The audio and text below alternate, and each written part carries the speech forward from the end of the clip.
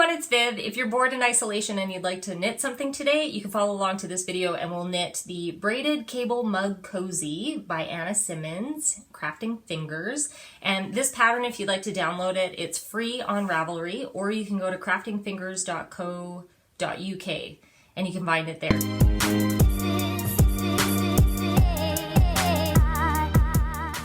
Get your needles and your yarn and let's get knitting.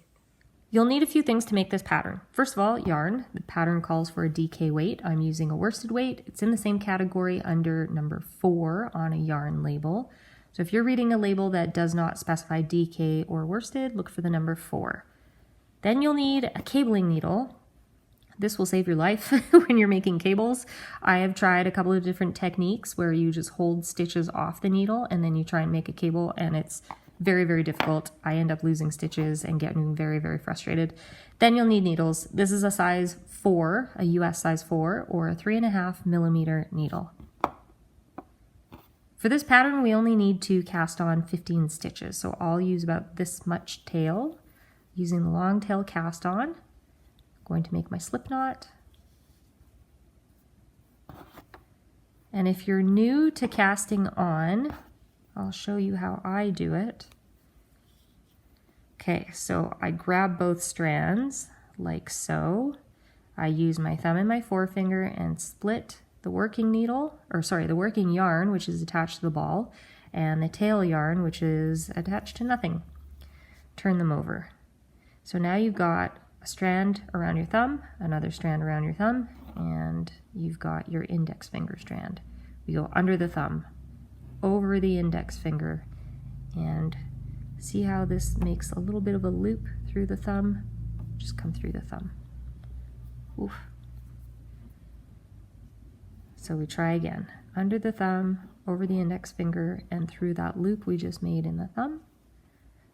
Under the thumb, over the index finger, and back through this loop in the thumb. And just repeat.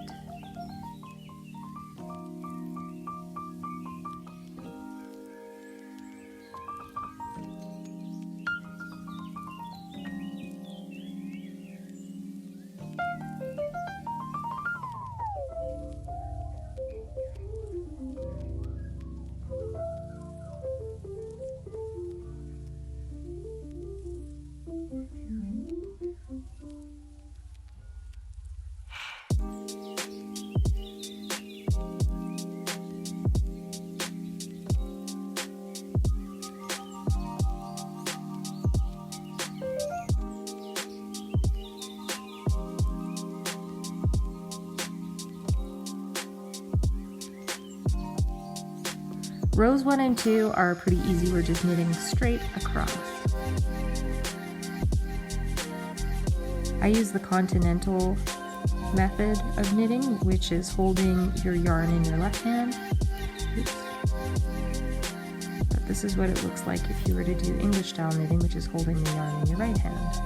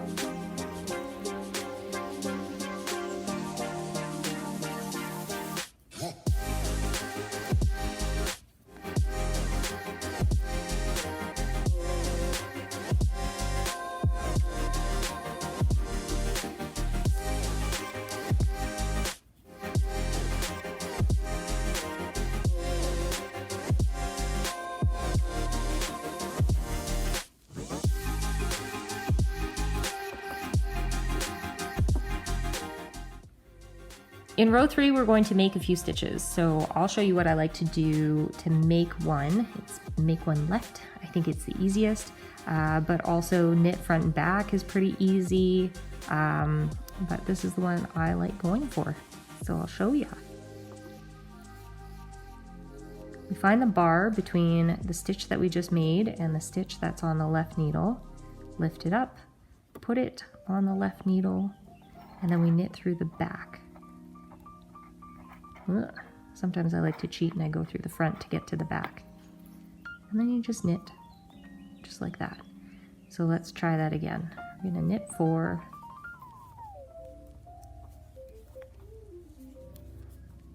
find that bar, throw it onto the left needle, knit through the back, and that's a make 1.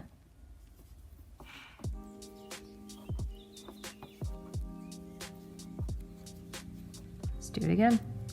Find that bar, throw it onto the left needle, knit through the back. Look, that one's a little tight, so I'm going to cheat, go through the front. There we go.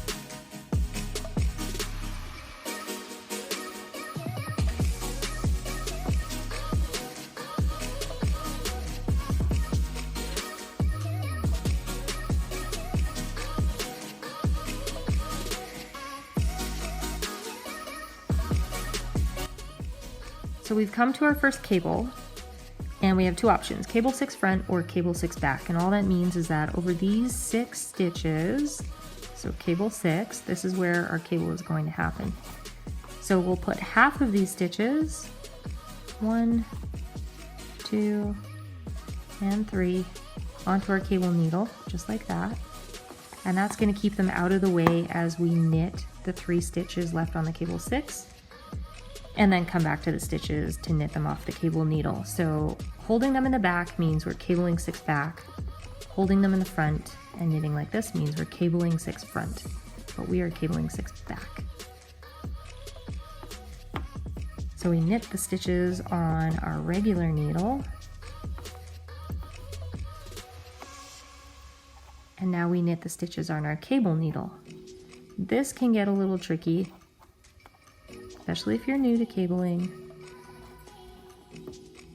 There are a lot of things to keep watch over and to hold, but here we go.